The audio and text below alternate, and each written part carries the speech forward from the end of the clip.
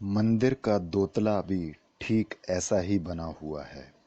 दोतला की इन कोठरियों के बाहर पत्थर के ठोड़ों पर छज्जा बना है, जो रत्न जड़ित पटाव से ढालू पटा हुआ है। छज्जे के खंभों पर सोने के कलश शोभा पा रहे हैं। बाहर की ओर टेढ़ी सीधी मेहराब है। इस मंदिर की तीसरी मंजिल त्रितला सब ओर से खुली हुई है। इसके चारों तरफ रत्न जड़ित खंभे हैं, जिनके ऊपर एक अटारी बनी है। इसी पर बैठकर श्री राधा कृष्ण वन शोभा का दर्शन किया करते हैं।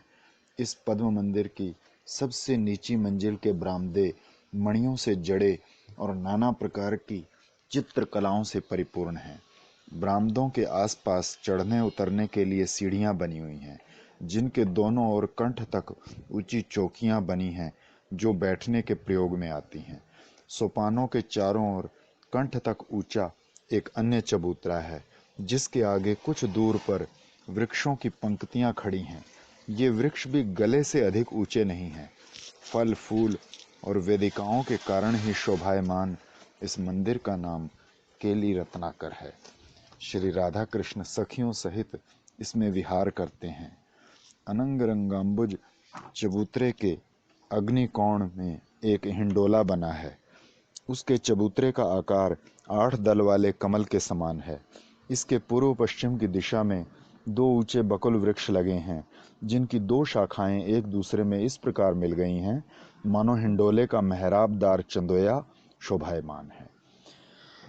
उन दोनों शाखाओं में 4 मजबूत रस्सियों से बंधा हुआ एक सुंदर डोला झूल रहा है, जो पृथ्वी से नाभि तक ऊंचा है। इस हिंडोले में पद्मराग मणि की बनी 8 पट्टियां लगी हुई हैं। चारों ओर मूंगे के बने हुए 8 कमल के फूल लगे हैं। ये 1 हाथ परिमाण ऊंचे हैं। सबसे ऊपर की पट्टियां उन फूलों की केसर के समान लगती है। इन पट्टियों के ऊपर रत्न जड़े हुए हैं। उनके बीच बीच में 16 दल के पद्म के आकार की रत्न श्रेणी बनी है, वही मानो इसकी कणिका के समान है। प्रत्येक 2 पट्टियों के जोड़ के नीचे कमल दल के आकार के 8 पाए बने हैं। रत्न जड़ित पट्टियों के बीच 8 दरवाजे हैं। हिंडोले की दक्षिण वाली पट्टी में 2 द्वार बैठने उतरने के लिए बने हैं।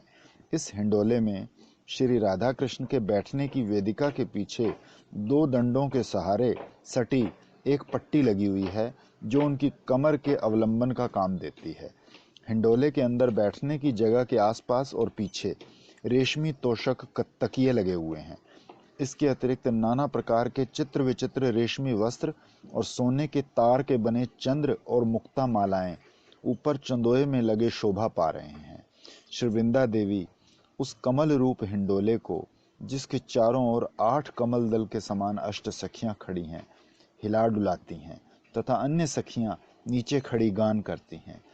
यहाँ एक और विचित्र घटना दिखाई देती है।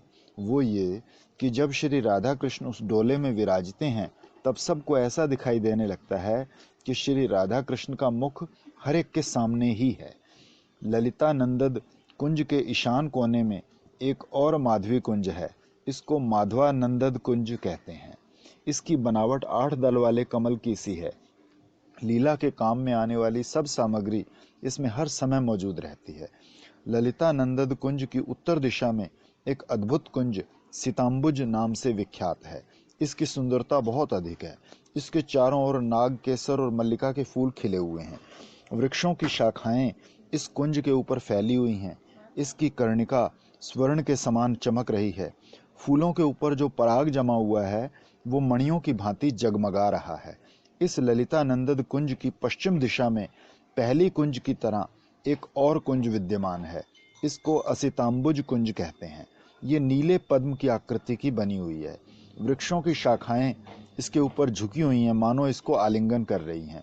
चारों ओर फूलों से लदी लताओं से घिरी हुई हैं। तमाल आदि सब वृक्ष भली प्रकार नीलवर्ण रत्नों से सजे सजाए हैं।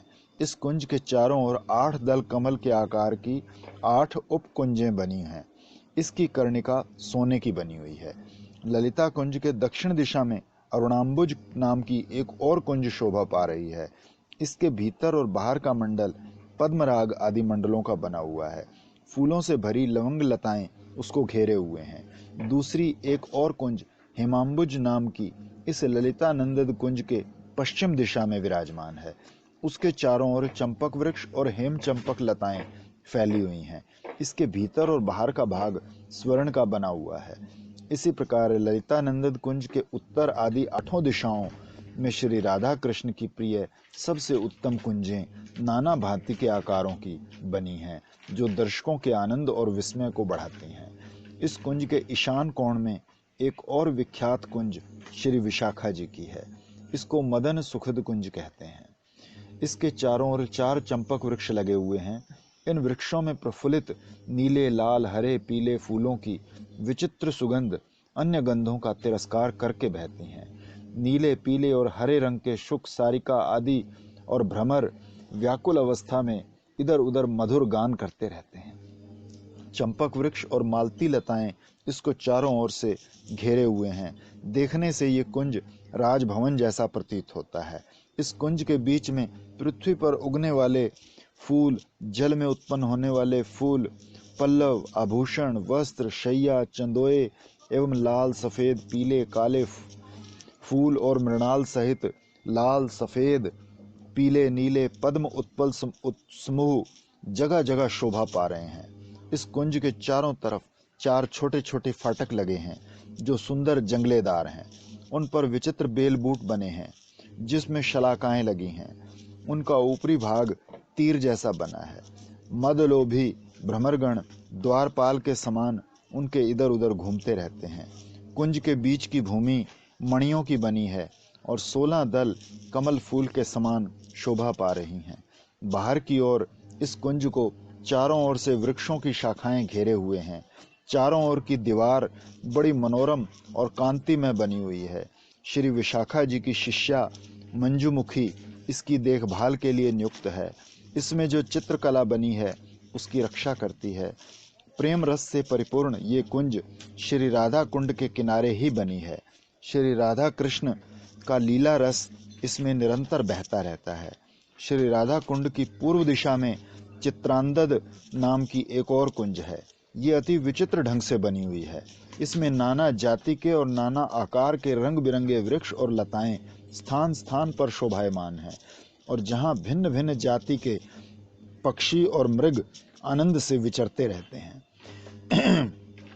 दर, दालान, आंगन, मंडप और चंदोए मणियों द्वारा विचित्र कला से बने हुए हैं। जगह जगह हिंडोले झूल रहे हैं। श्री राधा कुंड के आग्नेय कोण में श्री इंदु लेखा जी का कुंज विद्यमान है। इसको पूर्णेंदु कुंज कहते हैं। इसके बरामदे और आंगन सफेद पत्थर और चंद्रकांत मणि के बने हैं, जिनमें सफेद कमल, कुमुद और मल्लिका के फूल चित्रित किए हुए हैं। इसके अतिरिक्त इस कुंज में जितने वृक्ष, लताएं, फल और पत्र हैं, सब सफेद हैं। जितने पक्षी, कोकिल, शुक, भ्रमर इत्यादि हैं, वो भी सब सफेद ही हैं। देखने से उनकी जाति का पता नहीं लगता, केवल बोली सुनकर ही जान पड़ता है कि ये कौन सा पक्षी है। ये सब इस कुंज में निरंतर विचरते रहते हैं। इस कुंज की विचित्रता ये है कि पूर्णमासी के दिन जब श्री राधा कृष्ण सब सखियों सहित शुभ्र वस्त्र धारण कर इस कुंज में प्रवेश करते हैं, और उस समय यदि कोई अकस्मात वहां आ जाता है तो उनको श्री राधा कृष्ण आदि कोई भी दिखाई नहीं देता। श्री राधा कुंड के दक्षिण दिशा में श्री चंपक लता की हेम कुंज है। जिस प्रकार पूर्णेंदु कुंज सब प्रकार से शुभ्र वर्ण है, ठीक उसी प्रकार ये स्वर्ण वर्ण की है। श्री राधिका वहां आती है तो अपने समस्त श्रीअंग पर लीलावशतः पीला अनुलेपन लगाकर और पीले ही आभूषण और पीला वस्त्र धारण करके आती है। उस समय श्री कृष्ण भी उनको नहीं देख पाते। श्री कृष्ण गौरांग वेश धारण करके वहां छिप कर आते हैं और श्री राधिका और उनकी सखियों के बीच हुई मधुर प्रेम वार्ता का श्रवण करते हैं। उस समय कोई भी उनको देख नहीं पाता। एक दिन की आश्चर्य की घटना है कि श्री राधा कृष्ण को एक आसन पर विराजमान देख पद्मा सखी जटिला को वहां लिवा लाई, किंतु आकर देखती है कि राधा कृष्ण का कहीं पता ही नहीं है। इस कुंज में श्री चंपक लता ने एक अनुपम रसोई घर बनवा रखा है। यहाँ एक मणिमय वेदिका बनी है, जहाँ बैठकर श्री राधा कृष्ण भोजन करते हैं। श्री चंपक लता समय समय पर श्री राधा कृष्ण के सह भोजन का आयोजन करती है और पाक विद्या में निपुणा श्री वृंदा देवी की सहायता से भोजन प्रस्तुत करती है। श्री राधा कुंड के नैऋत्य कोण में श्री रंग देवी की मनोहर कुंज है। ये कुंज श्री राधा को अति प्रिय है। इसके भीतर के बरामदे, चबूतरे आदि समस्त मणिमय हैं। चारों ओर श्याम लताएं और तमाल वृक्षों की शाखाएं इसको घेरे हुए हैं। इस कुंज में समस्त वस्तु गाढ़ श्याम वर्ण की है। यदि किसी समय मुखरा आदि कोई आ भी जाए तो श्री राधा कृष्ण को युगल भाव में देख नहीं पाती, केवल श्री राधा ही दिखाई देती है। श्री तुंग विद्या का कुंज अरुण कुंज के नाम से विख्यात है, जो श्री राधा कुंड के पश्चिम में विद्यमान है। इसकी लताएं, वृक्ष, पुष्प, बरामदे, मंडप, हिंडोले और आंगन आदि सब के सब लाल वर्ण के ही हैं, जिनकी अनुपम शोभा है। श्री राधा कुंड के वायु कोण में श्री सुदेवी का हरित कुंज है। श्री राधा कृष्ण इसमें सार पांसे खेला करते हैं। इसकी लताएं, वृक्ष और पक्षी सब हरे रंग के हैं। इसके अंदर की सब वस्तुएं, चबूतरे, बरामदे आदि समस्त हरी मणियों द्वारा बने हुए अति शोभायमान हैं। श्री राधा कुंड के बीच जल के ऊपर श्री राधा की छोटी बहन लीला सहायनी अनंग मंजरी का सलिल मंदिर नाम का कुंज विद्यमान है। ये पद्म रागमणि और चंद्रकांत मणियों की विचित्र योजना के द्वारा बनाया गया है। इसके भीतर जल के नीचे जो मणियों के द्वारा चित्र अंकित हो रहे हैं, वो जल के ऊपर तरंगों के समान जान पड़ते हैं। भीतर जो कमल, फूल, हंस, भ्रमर अंकित किए हुए हैं, वो ऐसे जान पड़ते हैं मानो जल की सतह पर तैर रहे हैं। ये मंदिर 16 दल वाले कमल के समान बना हुआ है। किनारे से मंदिर तक जाने के लिए एक पुल बना हुआ है। अब तक जिस कुंड का वर्णन हो चुका है, वो सरोवर श्री कृष्ण को अपनी प्रियतमा श्री राधा के समान ही प्रिय है। ब्रज के पूर्ण चंद्र श्री माधव उसके गुणों में वशीभूत हैं और निरंतर उसमें विलास क्रीड़ा करते रहते हैं। जो मनुष्य एक बार भी इसमें स्नान करता है, वो श्री कृष्ण के लिए श्री राधा के समान प्रेम भाजन होता है।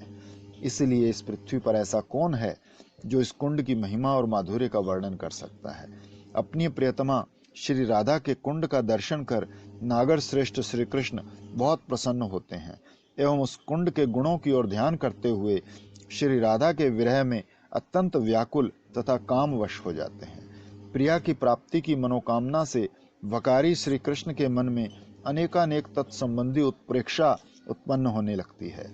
श्री राधा कुंड में क्रीड़ापरायण चक्रवाक मिथुन को देखकर श्री कृष्ण को अपनी प्रेयसी के दोनों स्तनों का जल में उठे फेन को देखकर उनकी मुक्ता माला का भ्रम होने लगता है और तरंगों को देखकर उनके माधुर्य का स्मरण हो जाता है। इस प्रकार श्री कृष्ण ने इस कुंड को प्रिया के वक्षस्थल समान ही माना। श्री कृष्ण राधा कुंड को अपनी प्रेयसी श्री राधा के तुल्य ही समझने लगे। प्रियतमा जिस प्रकार भावावेश में व्याकुल रहती है, सरोवर भी ठीक उसी प्रकार जल तरंगों द्वारा व्याप्त है। प्रिया का मुखारविंद जिस प्रकार कमल समान है, कुंड भी उसी प्रकार कमल विशिष्ट है। प्रिया के मुख पर जैसे घुंघराले केश हैं, सरोवर भी उसी भांति भ्रमरों से घिरा रहता है। उनके नेत्र जिस प्रकार खंजन पक्षी के समान हैं, कुंड भी उसी प्रकार खंजन पक्षी से युक्त है। प्रेममयी प्रिया जी के आभरणों की झंकार जिस प्रकार हंस ध्वनि के समान है, कुंड भी उसी प्रकार हंस ध्वनि से युक्त है। इसके बाद श्री कृष्ण का ध्यान श्री राधा कुंड के समीपवर्ती श्री श्याम कुंड की ओर गया। इस कुंड की अनुपम शोभा का क्या वर्णन किया जा सकता है। उसमें लहरें उठ उठकर श्री राधा कुंड की ओर बड़े वेग से चलती हैं, मानो श्री कृष्ण श्री राधिका को आलिंगन करने के निमित्त बलपूर्वक अपनी दोनों भुजाओं में आबद्ध करते हैं और श्री राधा कुंड की तरंगों से कंपायमान कमल ही मानो श्री राधा जी के हाथ हैं, जो हिल हिल कर लहरों को आगे बढ़ने से रोक रहे हैं। वही मानो श्री राधा जी का निषेध है। श्री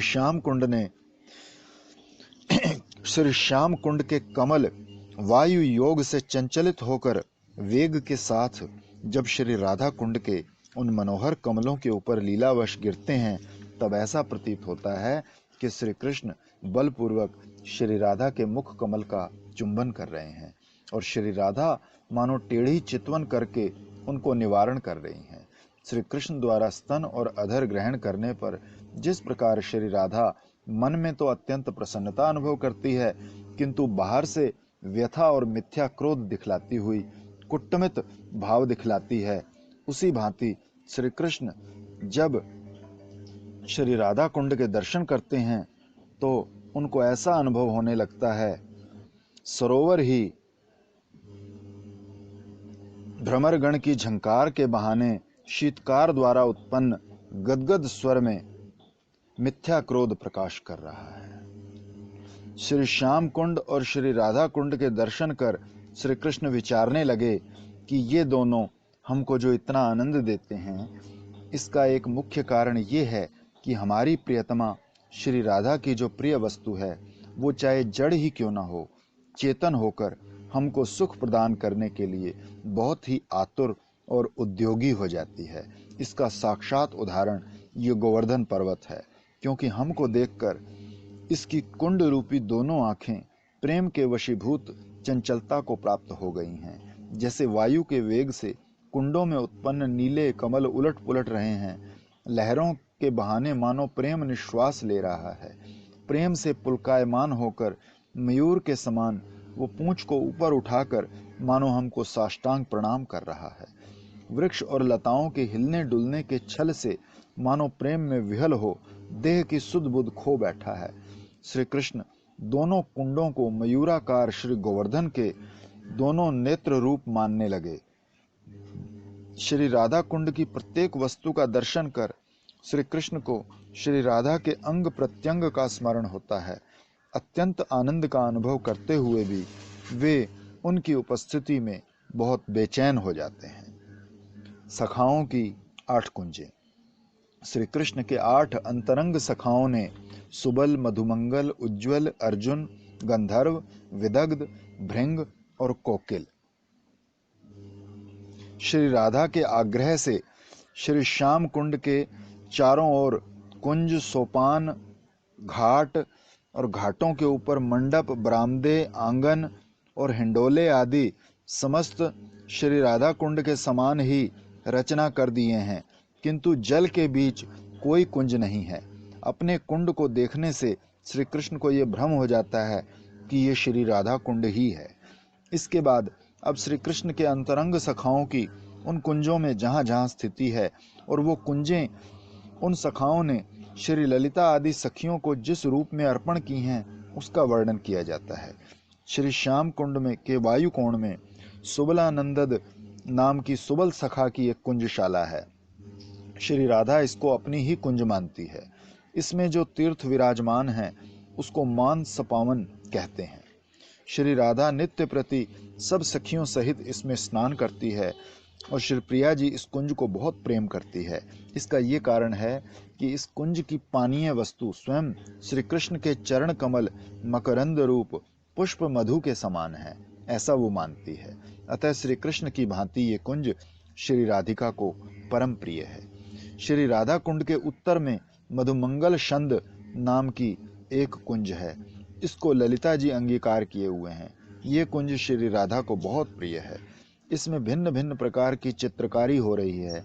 ईशान कोण में उज्ज्वलानंदद नाम की उज्ज्वल सखा की एक कुंज है। इसको विशाखा जी को अंगीकार किए हुए हैं। इस भांति अर्जुन आदि सखाओं की भी कुंजें अन्य दिशाओं में विद्यमान हैं, जिनको चित्रा आदि सखियां अंगीकार किए हुए हैं। श्री श्याम कुंड की पूर्व दिशा में और श्री राधा कुंड की पश्चिम दिशा में घाटों पर मनुष्य और पशुओं के स्नान और जलपान का प्रबंध है। यहाँ पर 2 विस्तीर्ण मार्ग बने हैं। हमने अब तक जिन 2 कुंडों का वर्णन किया है, उनके विषय में यहाँ पर एक शंका उठ सकती है कि दूसरे साधारण कुंडों की अपेक्षा श्री श्याम कुंड और श्री राधा कुंड किस प्रकार अप्राकृत रूप में जाने जा सकते हैं। इसी से तो हम कहते हैं कि लीला के अनुकूलकारी नित्य सिद्धजन और साधकों के भावमय चित्त में ये कुंड अप्राकृत रूप में प्रतीयमान होते हैं, किंतु दूसरे संसारी मनुष्यों के लिए ये प्राकृत रूप में ही दिखते हैं। तब श्री वृंदा श्री कृष्ण को वहां आया देखकर उनके समीप गई और कमल पुष्प की गंध से युक्त 2 फूल कानों में लगाने के लिए उनको भेंट किए। इसके बाद श्री वृंदा श्री कृष्ण को श्री राधा का स्मरण कराने लगी। अपनी कारीगरी से बनी हुई सब दीप्यमान कुंजों को दिखलाती हुई उनको मदन सुखद कुंज में लिवा ले गई। तब श्री कृष्ण उस कुंज की शोभा का दर्शन कर जिस जिस स्थान पर पहले जो जो लीलाएं की थी उनको स्मरण करने लगे और अब कौन कौन सी लीलाएं करनी हैं उसके अनुसार कर्तव्य निश्चित करने लगे। इस कुंज को श्री विशाखा जी, उनकी शिष्या मंजूमुखी और श्री वृंदा ने खूब सजा कर रखा था। इसकी सजावट देख श्री कृष्ण बहुत प्रसन्न हुए और आकुल चित्त से श्री वृंदा से कहने लगे, इस समय यदि भाग्यवश तुम्हारी सखी श्री राधा अकस्मात यहाँ आ जाए और निर्विघ्नता से उसके साथ हमारी विलास लीलाएं हों, तभी तुम्हारी ये कुंज और इसकी सज धज सार्थक हो सकती है। हे वृंदे, मैं जब कुंज की ओर आ रहा था तब मार्ग में शैव्या से भेंट हो गई और तुलसी के द्वारा पता चला कि श्री राधा आ नहीं पाएगी। इसलिए हे सखी, किसी को भेजकर श्री राधा को सूचना भेज दो कि मैं संकेत कुंज में आ गया हूँ और बड़ी उत्कंठा से उसकी प्रतीक्षा कर रहा हूँ। शैव्या को मैंने धोखा देकर गौरी तीर्थ में भेज दिया है।